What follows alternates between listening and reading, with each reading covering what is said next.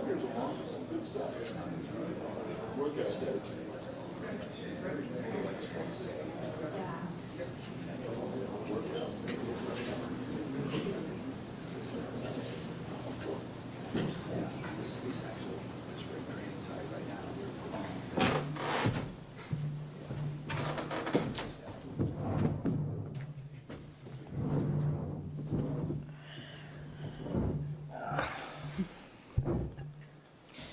Good morning and welcome to Truist Park. Before we get started, I'd like to recognize a few special guests that are in attendance today. Walt's family, his wife Terry, his boys Blake, Bo, and Brock, and Brody joining us virtually, Brian Snicker, and Chipper Jones. We will start with some opening remarks, followed by questions from the media, and now I'll turn things over to Alex Anthopoulos, President of Baseball Operations and General Manager. Alex? Thank you, everyone, for coming. Thank you to Walt's family, his wife Terry, and his 3 boys that are here. Obviously, this has been a long process for us to get this done. First and foremost, I want to thank our chairman, Terry McGurk, for his support throughout this whole entire process, and the entire baseball operations team.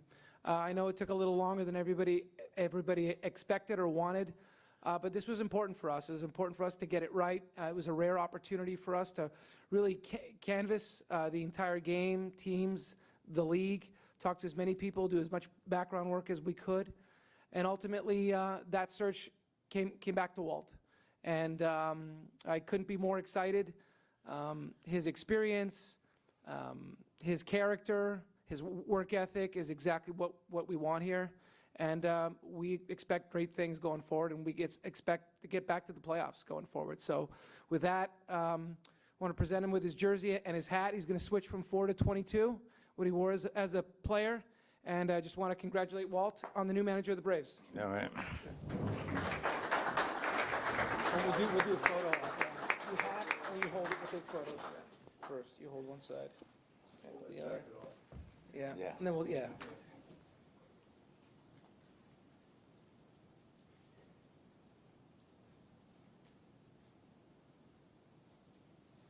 All right, good?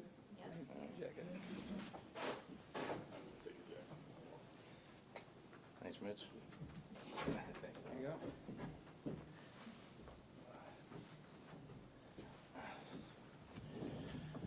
Dramatic pause here for the buttons. Looks good. It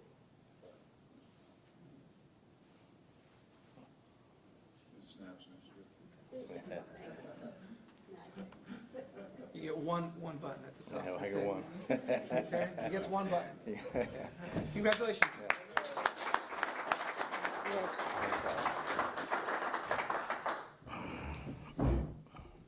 Floor is yours. Yeah. Well, yeah, like Alex said, thanks for being here. You know, it's been an interesting process. You know, I think I'm very excited once Snit stepped away and I became a part of this. It was something I got really excited about. So, you know, my history here, my last 8 years, I think, you know, I'm hoping it'll be a seamless transition here because of the relationships, not only with the players, but the front office. You know, there's the support staff. There's respect and trust that flows up and down the chain of command. And so I think, you know, for that reason, we can hit the ground running. You know, it's, you know, the first time I did it was, I came to realize that, I mean, it sounds weird, but it takes a better part of a year to truly understand your team. I'm talking about, you know, getting to know them on a deep level, what makes them tick, you know, what situations they thrive in, even down to their body language and those types of things that we read into. So that's a process that takes a better part of a year, and I think, you know, the fact that I've been here and a lot of those things are already established, like I said, we can hit the ground running. But that being said, I want to throw out some thank yous also. My family, my 4 boys, they're my 4 best friends, and you know, my wife, who for 35 years has navigated this baseball life to perfection. So, you know, I'm grateful for the people in my life. Thank you to Terry Terry McGurk, and same name as my wife, Terry. Make that clear there, but and thank you to Alex and everybody else that was involved in this coming to fruition. Look, I understand the impact of this Braves brand. Played here for 3 years, you know, obviously coached for 8 years. I understand the wide-reaching fan base, you know, the history of this brand and how important it is to a lot of people, and how many people have worked really hard to make this brand really one of the envies of the sports world when you consider, like I said, our far-reaching fan base goes coast to coast. This venue we play in, the history here, the success, the Hall of Famers, and ultimately the people. You know, the standards are really high, the expectations are high, and it's a good thing. It means you're doing something right. But, you know, and I want to say thank you to SNIT. I mean, without SNIT, I wouldn't be here. You know, SNIT and Bobby Cox brought me back into a Braves uniform 8 years ago. And I loved these last 8 years working for SNIT. I would have happily done it for another 10 years. If SNIT went another 10 years, I'd have happily done it. So learned a lot. I've evolved, you know, from my first job in Colorado. Yeah, I've learned a lot. The game has changed. You know, I'm sure I've changed, and hopefully wiser. But you know, and I think we need to appreciate and respect what's gone on here the last 8 years on SNIT's watch. And we need to maintain some perspective, because I believe that, you know, outside of any team called the Dodgers, every team in baseball is signing up for our last 8 years. Matter of fact, they're tearing a hole in the paper signing up for it. So I think we need to keep that in mind and honor that and maintain some perspective and understand what this man in front of me has done for this organization, and it's going to be his 50th year. So with that, I guess we'll take some questions. Okay, thank you. There are microphones on either side of the room. Mark Bowman. Walt, can you just tell us, what was your thought process over the last couple of weeks as time progressed? Were you starting to get worried they may go externally? Yeah, look, you never know, right? I mean, you try to read the tea leaves, and, you know, usually that doesn't work out too well. But, yeah, early on, I was very excited to be a part of it and to be considered a candidate. You know, obviously, as time went on, you start to, you know, things start to creep in your mind. And yeah, there were times where I thought maybe this ship had sailed. But we all know Alex, how thorough he is and how stealthy he is. Likes to work under the cover of darkness. And so, you know, this process, you know, was like that at times. But yeah, I couldn't be more excited. You know, yesterday when I got that call from Alex, I mean, yeah, tough to explain. There's a lot of responsibility here, like I said, with this brand, this franchise, but I embrace it. Barrett.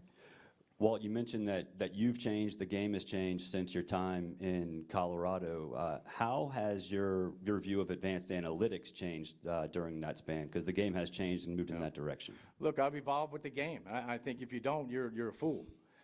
So, you know, my philosophy is, why would anybody, especially in a position of leadership, turn their back on information? And Alex has done a great job, and his team has done a great job of blending, you know, the wisdom that comes from being in uniform for a number of years, and the information that's available to us today, and the technology that's available. So I'm very curious when it comes to the information.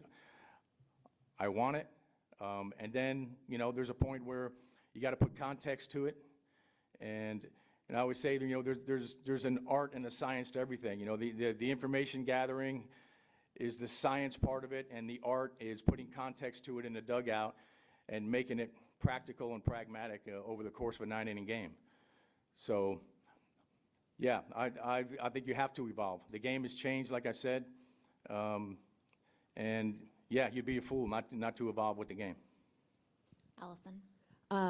Two questions. Walt, what's one thing that you learned from Brian Snicker during your time working with him? And then for Alex, what stood out about Walt Weiss and during this process? That's an easy one for me, and I think the top of the list, there's several things, but patience.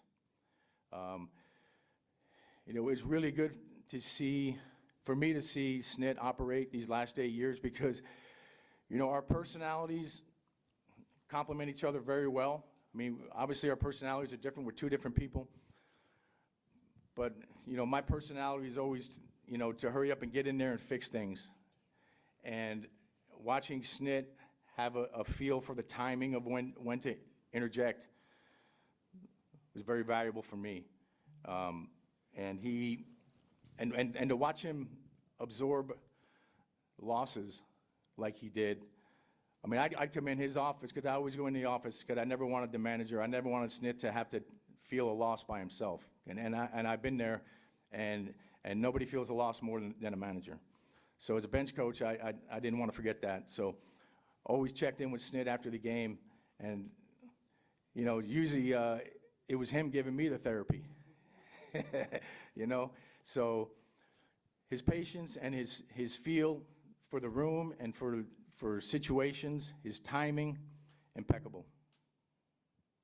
Yeah, from my standpoint, obviously I've worked with Walt for 8 years, but I've worked with him in the role of being the bench coach and never had a conversation with him. You know, as we all know, the manager and the bench coach, the roles are totally different. I mean, so, you know, being able to talk to him for the first time about being the manager of this team, it's not, I mean, sure, you can use your past experiences and your experiences here with the Braves, but it's not the same conversation. And so as much as I knew Walt, I knew everybody on our staff. That doesn't mean everyone was a candidate. So the manager role is very different. It's unique. It's incredibly challenging. And some people aren't suited for it, in my opinion, you know. So getting a chance, even though I knew the person and the man, he had that, that doesn't mean that he would have necessarily been the best person for the job. And, you know, so having finally had a conversation about the manager and what that entails, because we never had those discussions in 8 years here. That wasn't the role. Those are conversations that I have with SNIT. And then obviously going through the process and doing our work and so on. But, you know, at the end of the day, this was about the best person. Internal, external, didn't matter. This is the third time I've done this. 2 other times I've gone external. And I never had a thought process of it needs to be internal. It's the best person, you know, period. You know, you hear different things about, well, the roster and this and that. The rosters change. You can change the manager at the same time. I mean, you need the right person, the right individual, no matter where they come from. And he stood out as the right man for the job. Dave? Walt, I know you said you've changed since the first time you did this in Colorado. How do you think this environment here with the Braves, you've been in it now for a long time, will help you succeed as a manager here by comparison to there, just the resources you have, how you've grown as a manager, the players you have, everything? Look, the circumstances they couldn't be more different. I mean, when I took the job in Colorado, I was out of the game for 4 years. I mean, I worked as a special assistant to the GM and the manager for 8 years, but I was gone for 4 years. I was coaching high school football. So I got pulled back into it. You know, I got asked to do an interview, and I said, what the heck, you know, I've never done this. I'll go through this process. It'll be a good experience for me. I ended up getting a job. So, you know, and look, I took over. At that time, it was the season after the worst season in franchise history. Now, there's been some rougher times there recently, but at the time, it was the worst season in franchise history. So, and there was, you know, there were some things there, you know, culturally that, you know, took a lot of time and energy. Look, I loved my time there. It gave me this opportunity. If I didn't do that job, I wouldn't be sitting here today. And had great relationships there, and it really challenged me, and I'm very proud. Look, we didn't have a great record over that 4-year period. Very proud of what me and my staff did and the front office did as far as changing that culture and setting them up, you know, to be better. So I'm proud of that, you know. Here, it's obviously very different. I mean, think about yourselves. I mean, where are you, you know, now compared to 12 or 13 years ago? Hopefully, you're a little bit wiser. If not, you probably need to check yourself. So, yeah, I mean, I've experienced a lot, and at a high level, I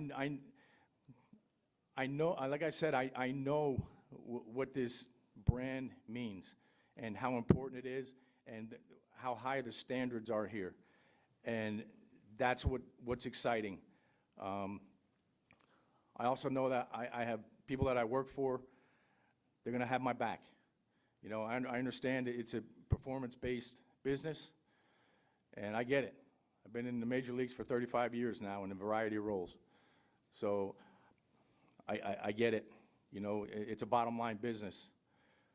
But the winning has to be a byproduct of the relationships you establish, the trust that you have with your players.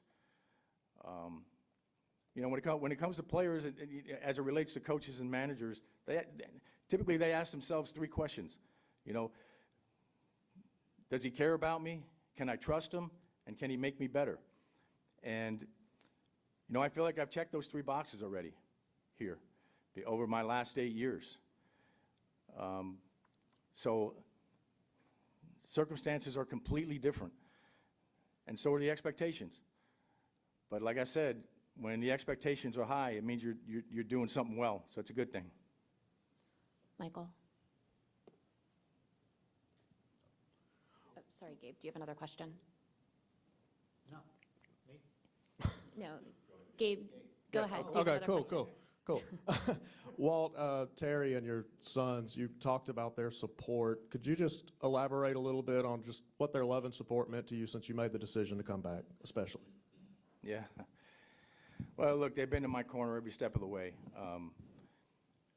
You know, when I got back in the game, you know, that was a tough one in some ways because I like I said, I was away for 4 years, and I was a dad and a husband, full time. So, you know, the family gets uprooted when you get back into this game. This game is not conducive to family life. It's all consuming. So, like I said, they've been with me every step of the way. I told you my 4 boys are my 4 best friends, along with my wife. And I mean, my wife, she has superpowers in a lot of ways. When it comes to raising a family, she's special. Michael? This question's for Alex. What do you believe are the most important qualities for a manager, and why do you think that Walt meets that criteria? You know, there's so many that you need, but Walt hit on a lot of them. But you know, being able to, you're dealing with so many things when you think about it. The manager, and especially the job's evolved. Even Stitt and I have talked about this.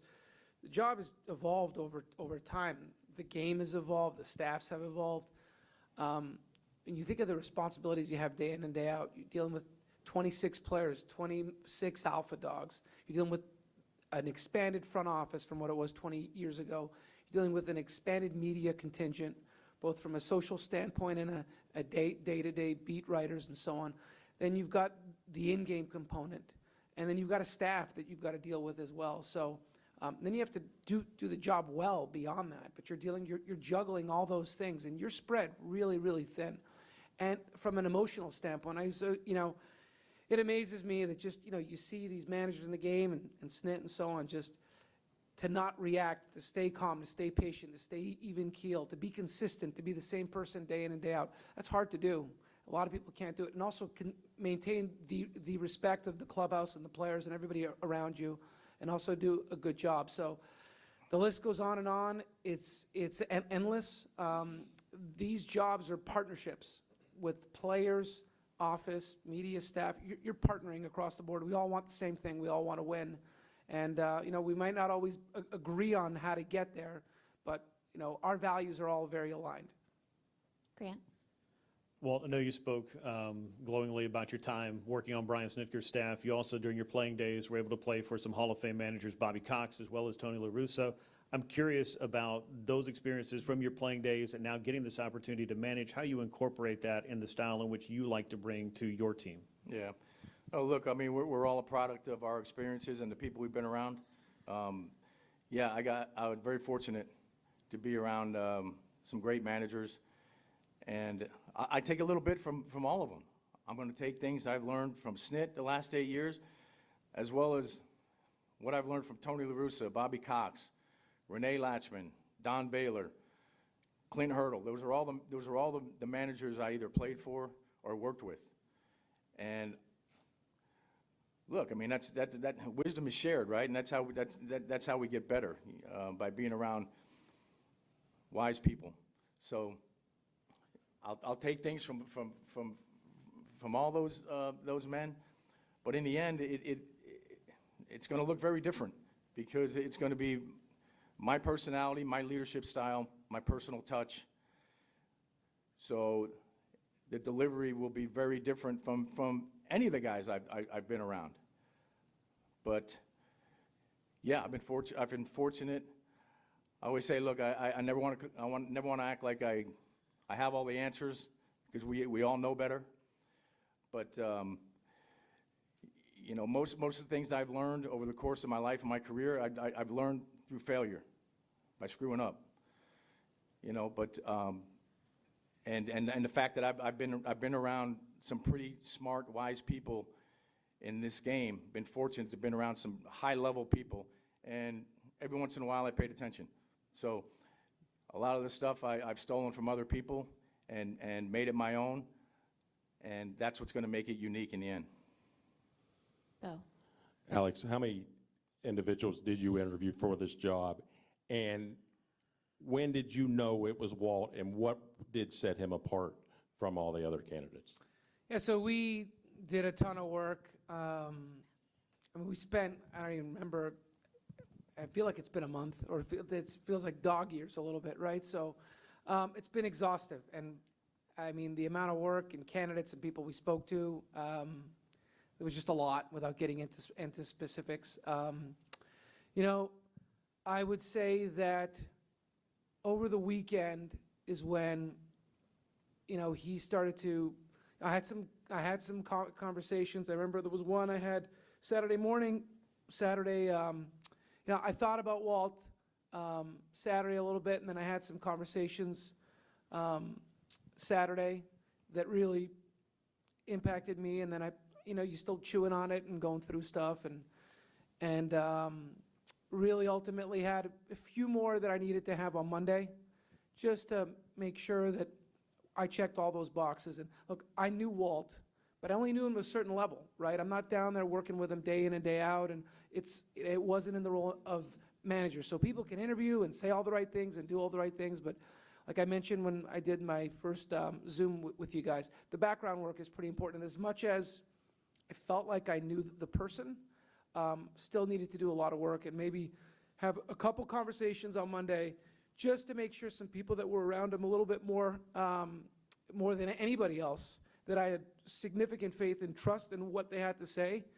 I told them I was leaning in that direction, but I wanted to make sure that, you know, there wasn't anything I missed, and they both stamped it in a lot of ways, and ultimately talked to Terry as well, that this was my choice and this is where I wanted to go, and we walked him through the process and the thought process and why, and how I check boxes and so on, and we obviously decided to go ahead. But you know, it's a big decision, like Walt talked about. This is a big role. This is a big responsibility with where this club is, the expectation. Look, it was no fun not making the playoffs this year, and we can go through the reasons why, but you know, that's just a standard that we've set here, and that's a credit to Snit, to Bobby Cox, to John Sherholtz, that have set the standard here. You know, you hear guys like Nick Saban, the standard is the standard, and it is. And, you know, we expect to be in the playoffs year in and year out. So, you know, this is a real responsibility, and we owed it to make sure that we left no stone unturned and were as thorough as we could be, even if it was someone that was already internal. Bailey. I have two questions. First one is for Alex. Going off of that a little bit, how much of an influence did individuals in the building like Snit and Chipper and people who know Walt influence your decision? Because you just mentioned, you didn't really know him on a manager capacity, more of a bench coach. Yeah, I mean, look, I value their opinion immensely. Both guys are not the same person. Their careers are different, but their knowledge, their wisdom, they've won a lot, and they've got a lot more experience in the game than I do. So it carries weight, of course. And, I remember somebody I worked with a long time ago told me, it's fine to cast votes, but not all votes count the same.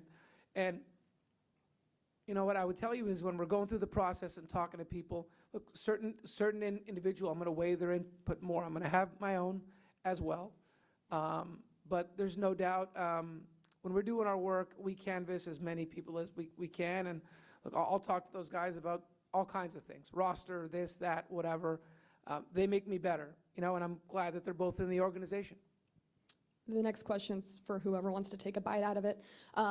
What have the discussions been at this point about the staff, and will Cranny and Eddie be retained on the staff?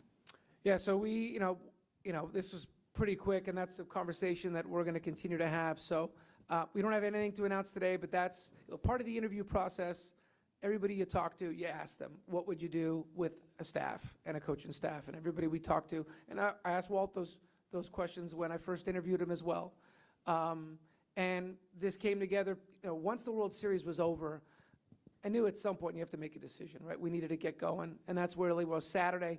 Saturday, this whole thing really started to move for me because I knew that that's Game 7, and this is starting to move. So I had a phone call I made Saturday, like I said, late morning, and then I just gave it a little bit more time and then followed up on Monday. But the staff, Walt certainly has some thoughts. I do as well. Those are things that are a priority that we're going to work through the next little bit. So we don't have anything today, but that's definitely a front burner priority for us. Ken? Walt, you mentioned embracing analytics and wanting that information. Can you give me an example, hypothetically, of maybe, and it's obviously a very broad field, what is something that you value in it that you can see applying in a game? That is a broad question. Yeah. Look, I mean, we can go on and on, right, about this. But like I said, it's you get the information, and then it's up to us to put context to it. And the scoreboard always has a say, so that's a factor. But we have a great team that works with Alex and works with us. And those relationships are rock solid and deep rooted, and so there's a lot of trust there. So I value the information that I get from our team upstairs, and yeah, I mean, it's tough to go into specifics of this because there's so many ways we can go when you talk about the analytics and the information, but very open and always very curious to get better in that realm. Allison? Alex, when did the interview process really start for just all of them? And can you kind of ballpark how many people you interviewed? It's not like during this process? Yeah, so, I think I did my Zoom call with you guys on the Saturday, I think, and we didn't have a list yet. And I don't even know what the date was, early October, I assume. So, but I would say maybe a week after that, just thinking through, obviously you get through the week and start coming up with names, candidates. And look, a job like this is open, you're getting inundated, right, with so many people, names, direct contacts. It's overwhelming in a lot of ways. But, to do due process, you need to do the work on all of them. So a ton of time was spent making sure we vetted all the names, going through it and so on. Yeah, I mean, respect to everybody, I wouldn't get into any specifics, but look, I would have loved to have gotten this done sooner, but the one thing I knew, I even, looked back at where some of the dates, when other managers were hired. I saw Pat Murphy was hired November 16th, Stephen Vogt was hired November 3rd. So it felt longer because we didn't make the postseason, and we had more time. And I knew that I'd been through this twice before. I didn't need to rush. As much as people wanted it to be a rush and wanted to move, I was fine. Now, I did know that once you get to the end of the World Series, free agency hits, we have option decisions to make within 5 days, there's a lot going on. And at some point, you've run the process, right? You've talked to as many people as you can, you've gone through it, you got to make a decision. So I know those thoughts about, oh, we're waiting for candidates on certain teams and so on. You know, I know this, I was following along things in the media, but look, we were asked, we had employees asked to be interviewed when we were in the playoffs. That happens, right? You have off days, you have things like that. So you don't need, you know, I know that was out there, but you don't need to wait till the end of the World Series to talk to people. You could talk to people throughout the playoffs. And look, Walt's been called on a few times over the past few years. He declined the opportunity to talk to clubs. So, you know, that was his choice to make. He wanted to stay on staff with Snit and be with the Braves. But we've let other people talk during the postseason. We didn't announce it. No one knew about it. But there were many times in that 7-year playoff run where we had employees speaking to teams. Okay, anyone else? All right, thank you all very much. If everybody will stay seated so we can move the first couple rows out, and Alex and Walt, I'd appreciate it. Thank you. Thank you. All right.